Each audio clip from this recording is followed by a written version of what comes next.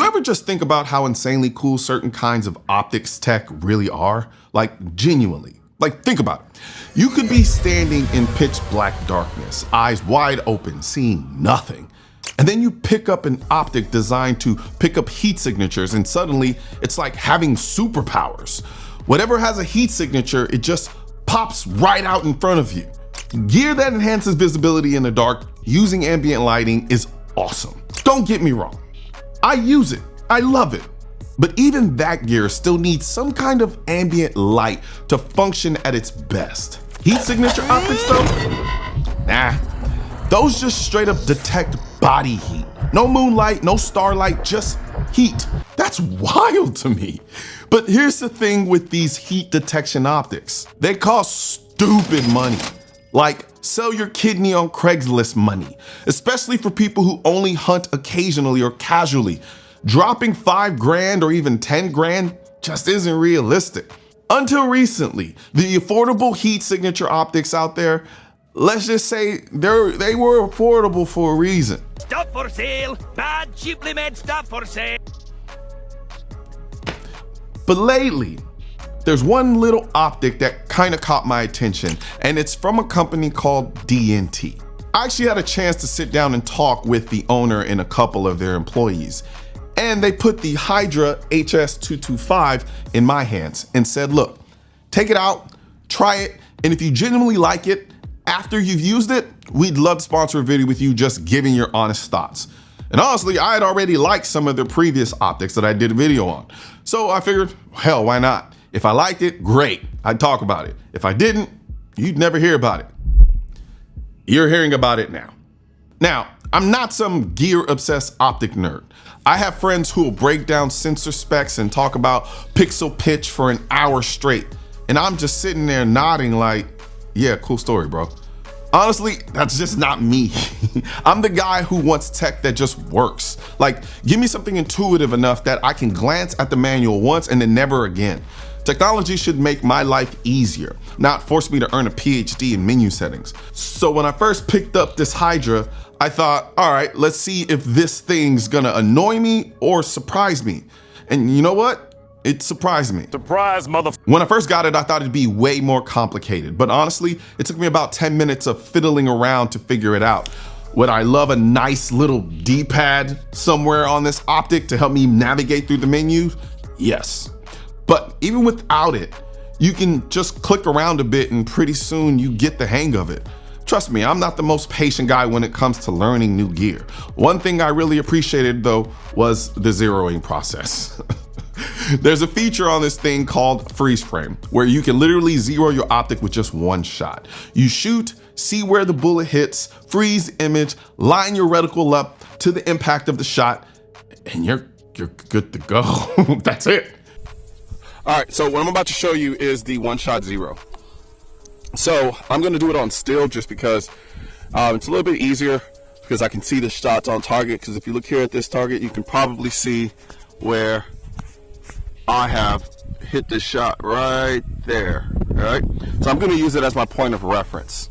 So with that, I'm going to get on here and I'm gonna take a shot, holding exactly where I wanted to point, right there.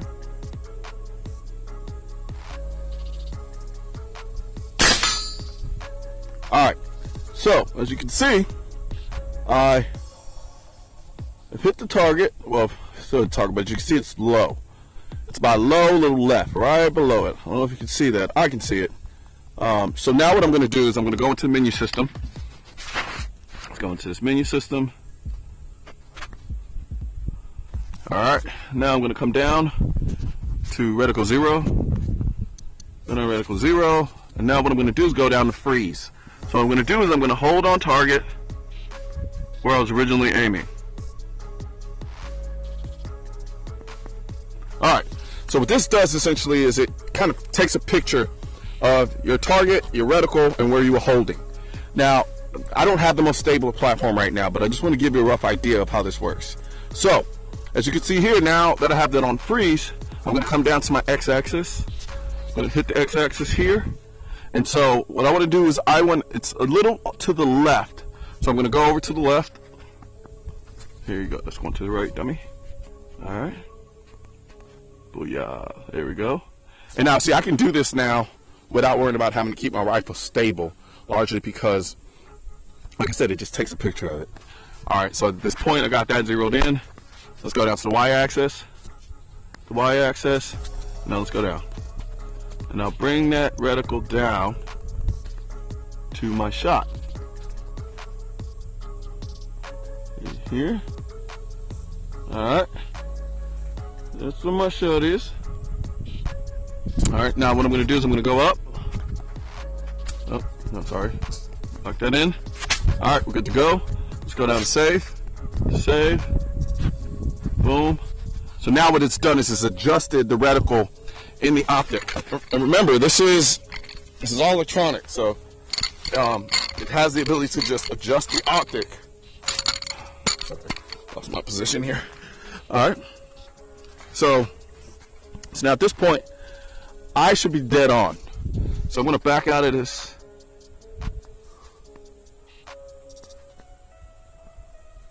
All right, so now we're back in this bad boy. Let me zoom out a little bit. All right. So now what I'm going to do is I should be dead on. Well, let's find out. You can see targets here. Booyah. Booyah.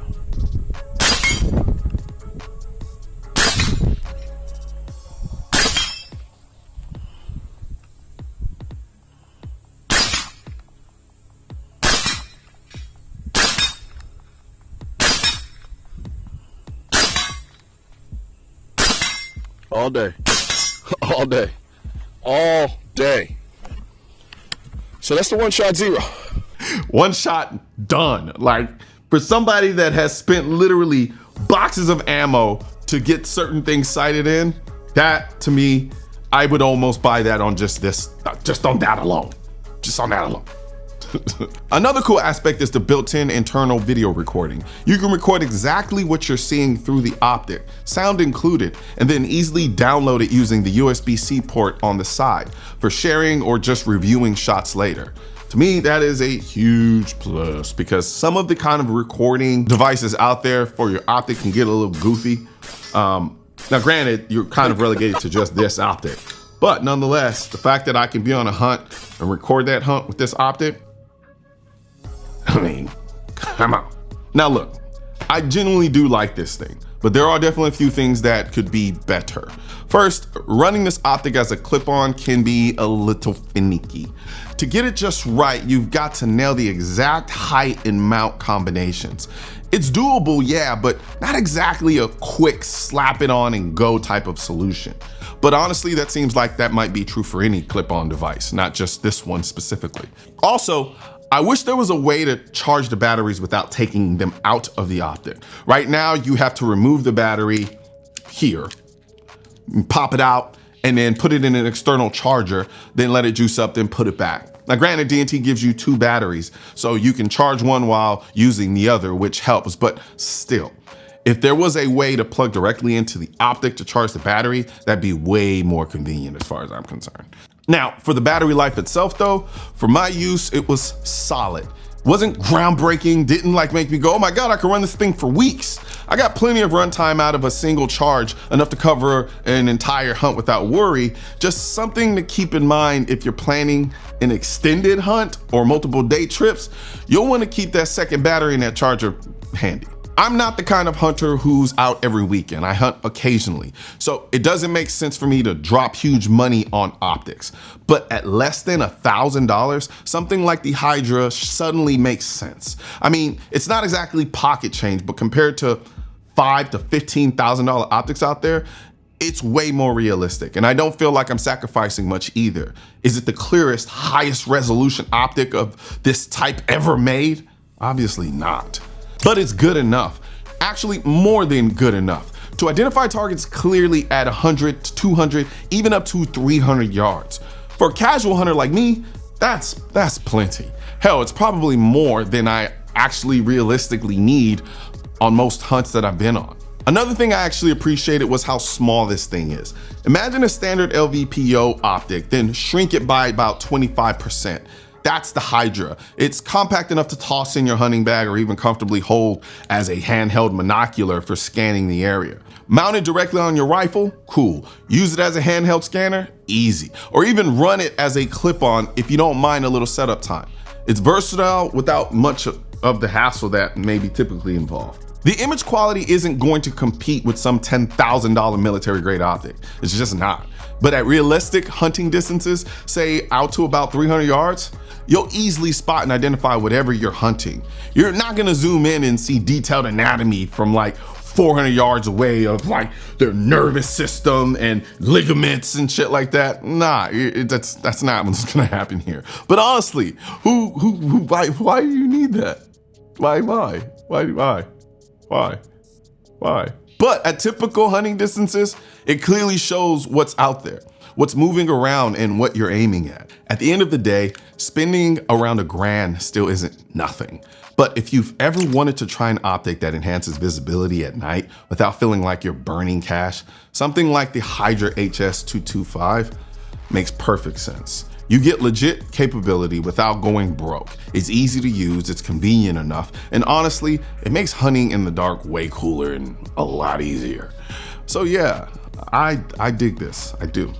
For someone like me who hunts casually and wants tech to make my life easier, not harder, this little optic checks all the right boxes.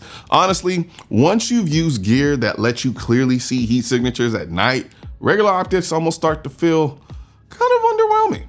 Anyway, that's just my 2 cents. Man, right now I'm about to go look at some shit with my Hydra. I don't know why I'm making that noise and the optic's not even on. Oh, in case you're wondering what my hat says, huh? I know some of y'all were like, what the hell does that hat mean? Well, it means right to bear arms, and right now it's available at shop.mrcolionnoir.com. I'll put a link in the description section for you of this video. So go check it out. I have it on hats, I have it on drinkware, I have it on t-shirts, I have it on everything. Yeah, right to bear arms. It's subtle, but once you know what it means, it's so blatantly obvious. One thing that I like to do is kind of go around and ask people and say, hey, do you know what this means? Most people don't. It's kind of sad, actually. And actually, a lot of people who are into firearms still don't. But once you know, you can't unsee it. So hit the link in the description section and check out the right to bear arms symbolic hat or symbol hat. I just made that up on the spot. I don't remember exactly what we're calling it. I just call it the symbol hat. Silly.